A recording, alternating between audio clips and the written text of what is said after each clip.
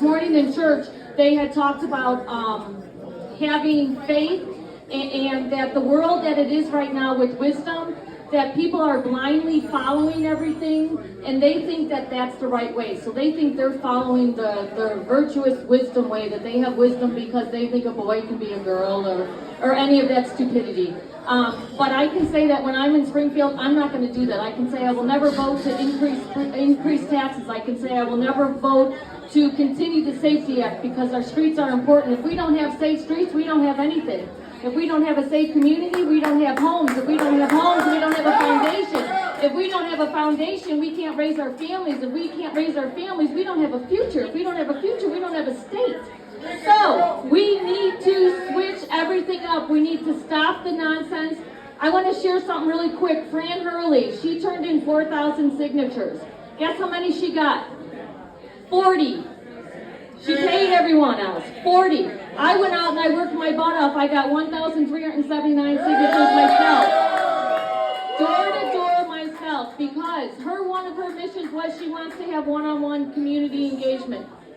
Come on, she had an opportunity to have community engagement and she failed. I'm out there talking, I'm out there working for the people, I'm out there, my actions speak for my mission and where I want to be. One thing I want to say also, I will not be bought and paid for. You can see my campaign contributions. I don't get them. My campaign contributions are from people like you because they know I'm going to say F you to those who want me to vote the way that they want me to vote, the lobbyists. It's not going to happen. It will not happen. It will never happen.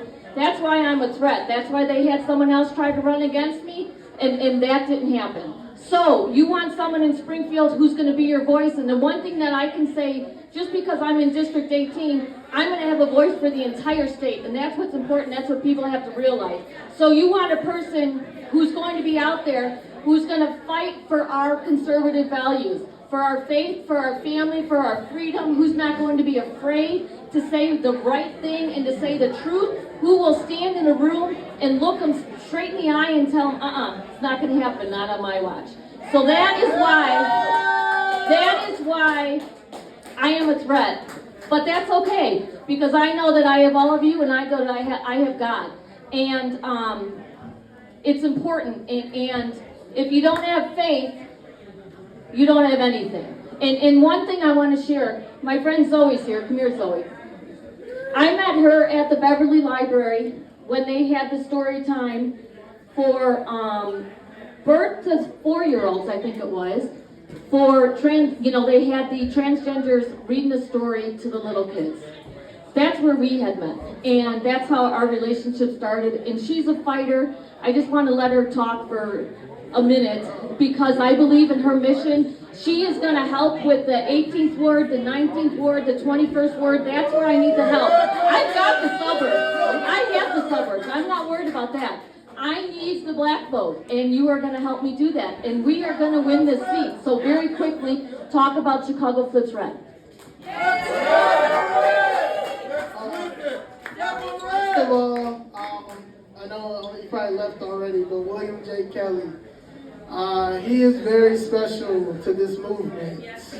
And please,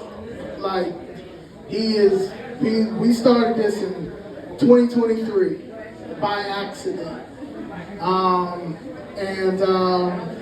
Chicago Flips Red was birthed because of my mother, the love I have for my mother. And my mother basically, like I said, I'm a suburb kid. Gunshots, I don't know about. Drug dealing, I know about AAU, I know about PTA meetings, I know about DARE, I know about organized basketball. I've been playing basketball since I was in 5th grade. So my basketball coach was my dentist. This is not what I'm accustomed to, and I'm not gonna normalize that. Right. So the city of Chicago refused to settle my family's case. They knocked down my family's building. It's my generational wealth. It's been in my family since in the 60s. Paid off. No reverse mortgages, second mortgages, nothing. And they knocked it down with the equity. And just said they were gonna not pay. And my mother was fighting, and she's 76, she was 73 at the time. And she went to the hospital. I left Atlanta, came back. But me living in Atlanta, I was under Brian Kemp. So I had a governor that was a Republican. And I also had a Brandon Johnson of a mayor, Keisha Lansbottom. So I saw when they were trying to close down Atlanta during COVID. I'm also an entrepreneur. My mother was an entrepreneur. Atlanta is like the Black Hollywood. Everything is there. So if they would have shut down Atlanta, Georgia would not have sustained. And I was living in Atlanta and watching my mom that refused to move to Atlanta because she cared about refused to move to Atlanta because she was fighting this case that I now have to deal with. And she went into public housing. That's how bad she was determined to win this case with the city. And we've never been in public housing. So the fact that I had to come back here, I realized we were in very big trouble when I started going downtown and looking at these committee meetings, looking at how all this money was being laundered through all of these different, everything from public health to special events that I just found, even though it's 2024. I know I'm going on, I'm so sorry. I just went down there, and for so long, he ignored me for 30 days. I'm like, hell no, like I just sued Delta Airlines and won. Like, ain't no way, nah. Like, I got all the evidence, my mother has all the evidence, including a voicemail from the law department, like, y'all gonna settle this case. I wanna go back to Atlanta. And when he kept ignoring me, I was like, look man, I was in the state of Georgia when they flipped it blue for the first time. Like, I'll flip this city red. This is the worst customer service I've ever had in my life. Amen. And that's how it came. It didn't come about no racism. It didn't come about no prejudice. It didn't come about any of that. Reparations, I didn't give a fuck about reparations. I cared about why y'all knocked down my generational wealth. Why won't you pay for this? It's in an opportunity zone. It's TIF money. The opportunity zone, y'all keep trying to say that Trump gave us the opportunity zone. Yes, he gave it to us. And we can't use it. My mother was trying to use the opportunity zone in where our building was.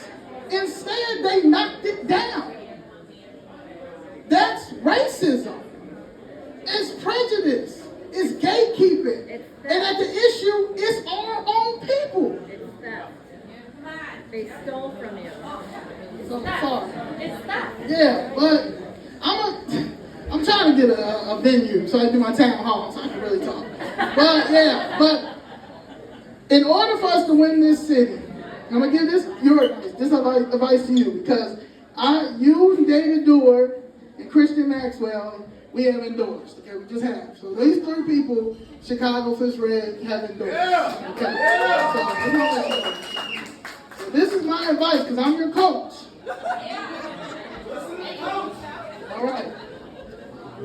You need to dig in to CPS, this migrant spending, and talk about it so we can repost it so these black people can understand CPS and what the migrant crisis did to us.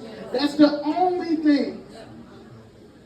Just like this, there's only one city council member who's really a Republican, but he's independent. And that's Anthony Napolitano. Anthony Napolitano, if you go back and look at, I posted on my page, on the X page, November 7th, 2023, when me and Miss Jessica were going down there before Chicago Fish Red, we talked about the migrant crisis and how they were trying to not let us put the sanctuary city on a referendum so we could vote. Fox News, that was the first time they caught me and said, we built this. We built this, and Anthony Palatano was the only alderman that stood up that whole time during that migrant crisis. This is the time to remind them of what that migrant crisis did to us. And I guarantee you, we will flip Chicago red. She's right, and also going with that migrant. So when they were going to host a migrant shelter on 115th in Halstead, I went over there and I stood strong for that.